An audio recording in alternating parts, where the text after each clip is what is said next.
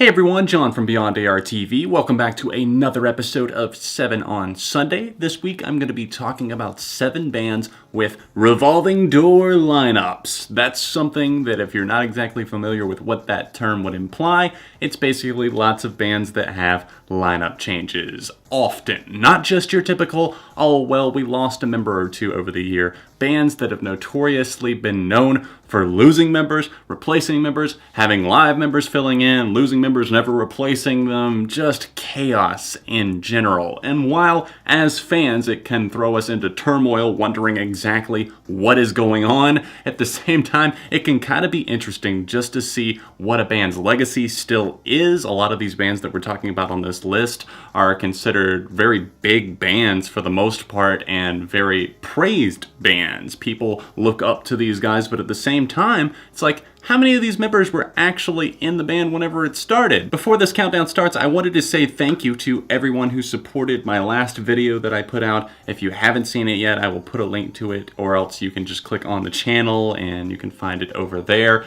Thank you to everyone who contributed to the Patreon that I have just relaunched. Help me do ARTV full time. That was the request that I made, and you guys met back with that with just the most positive, heartwarming reception. I really put myself out there, and honestly, I didn't know it would go well. I really didn't. I really felt scared to put it out there, but thank you guys for the warm reception that you gave it. If you would like to help out ARTV on Patreon and find out more about my story and why I'm on Patreon in the first place, click the top link in the description down below, or else there's going to be an annotation on screen that you can click and take you there at the end of the video. Let's kick off the countdown. Paramore, you gotta stop fucking with my heart, please. All of these band members leaving that are so crucial, but then we get one back? So Paramore, if you're not familiar, pop-punk band that have been at it since the mid-2000s, really shot into the spotlight back in 2007, and what a lot of people don't know is the fact that their longtime bassist, who is now once again an ex-bassist, isn't just a one-time ex-bassist. He quit back after the success of their first album, right around, actually, it was before their first album even came out. It was just the hype leading up to it. He was like, I can't handle this, and then got out, and then got back into the band later, and a lot of that album was all about him leaving. Then Taylor York joined the band in 2007. He's been a member ever since then, and thank God he's been a huge help to Hayley Williams, the leader of this band, lead singer. He's been writing songs with her, playing guitar, and then Jeremy left again in 2015 at the very end and really left us hanging there. But then they reeled it back in with the fact that it's like, oh, maybe Justin York, who's been doing the rhythm guitar live, is going to be a full-fledged member. And then that hasn't happened so far, even though he's still touring with them. But the big news that we got this year is that Zach Farro, aka of the Farro brothers, Zach and Josh, who had previously left back in 2010 shortly after the release of Brand New Eyes, is back in the band. I cannot even keep up with all of this, but holy shit, thank God Zach is back.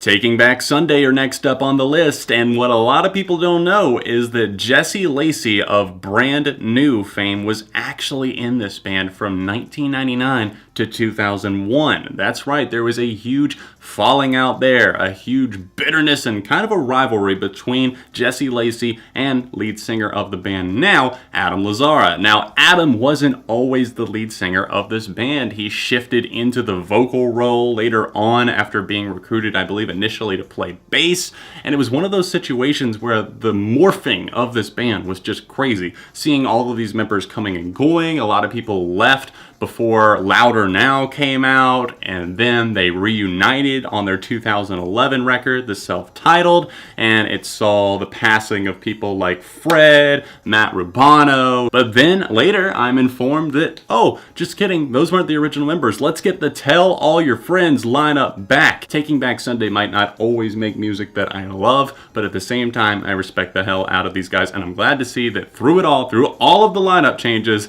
Eddie's still here.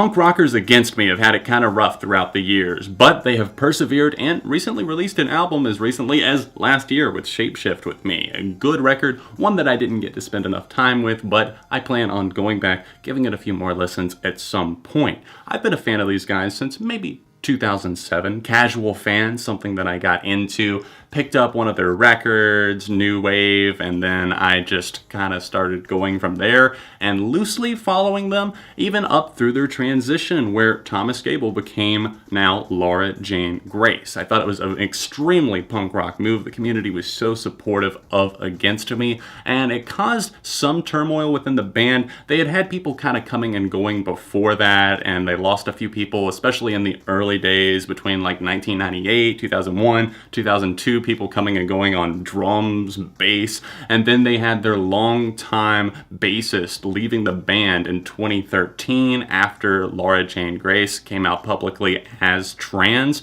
and they had just lost another member in 2009 because the guy wanted to open up his own Mexican food restaurant or else wanted to focus solely on that, and Laura later said that tensions between them, it just had to happen. It was going to at some point.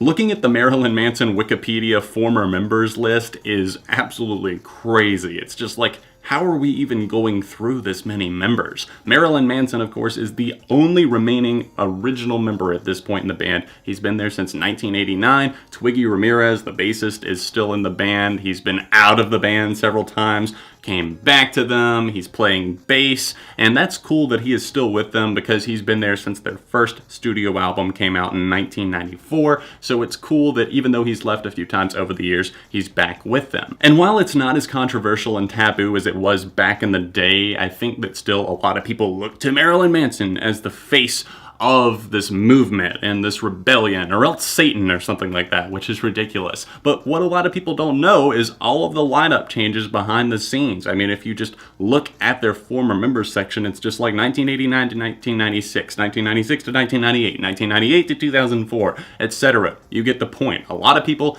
have come and gone, and all of the former touring members and everything like that, it's mind-boggling. It's too much to keep up with. Marilyn Manson, let's please, can we just get Satan out in the world? I mean, it was supposed to come out on Valentine's Day. I don't care what the lineup is. We just need to hear a new record.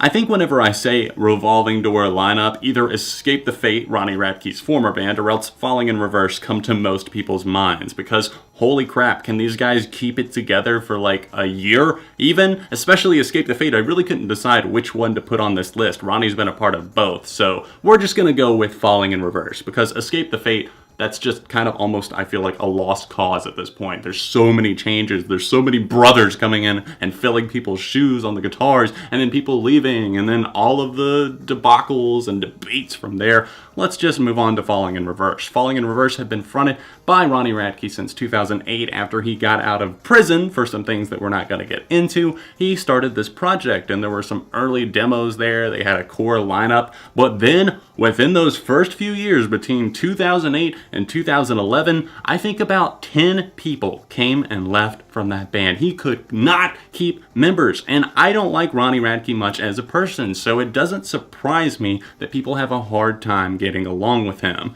Now, it seemed like he had rounded out a lineup in about 2011, 2012 that stuck for a while, but then there was the uproar that he might be firing all the members of the band and trying to do things himself with maybe a touring band. That turned out not to be true, but people started departing the band within the next couple of years that followed, including core member, guitarist Jackie Vincent. I don't think that the band will ever be the same without him. I feel like there's a lot of people out there that kind of tried to emulate him, even some of the stuff that I have seen Falling in Reverse do since then. It feels a lot weaker. It doesn't quite feel the same, and the material that they've released so far from their upcoming studio album just feels weak.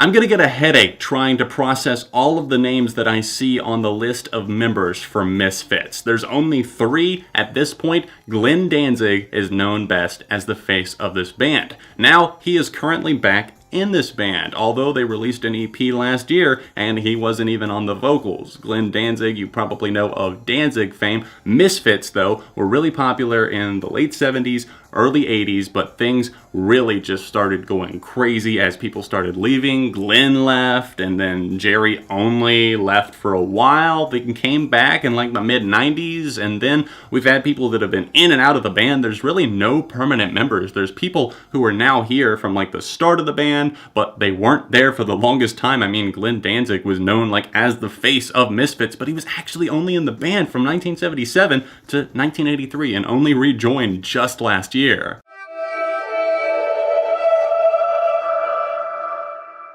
Josh Homme of Queens of the Stone Age is a perfectionist, and I think that a lot of people know that about him, but it reflects in the quality of the music. They've put out some of my favorite records of the 2000s, with stuff like Songs for the Deaf, Lullabies to Paralyze, so even Era Vulgaris, a record that is often misunderstood and misinterpreted, and then of course the fantastic Like Clockwork. Can't wait to see what they're doing in the studio for 2017. But throughout the years, Josh Homme has really been the only consistent member. Troy has been playing the guitar since 2002, but there's been some things that he's kind of like sat out on and he's not always involved. And Josh Homme is very strict with exactly what he wants in the studio, going as far as to have Dave Grohl of Nirvana and Foo Fighters fame coming in to record drums for some of the sessions. And I don't think that exactly sat well with Joey Castillo, their former drummer, that worked a lot of the time, but sometimes he didn't, and sometimes some of the tracks were re-recorded, and I feel like tensions within the band grew as a result of that. Josh Homme definitely has an ego on him, but the quality of the music speaks for itself. You really just can't compare it to really any other band. Such a nice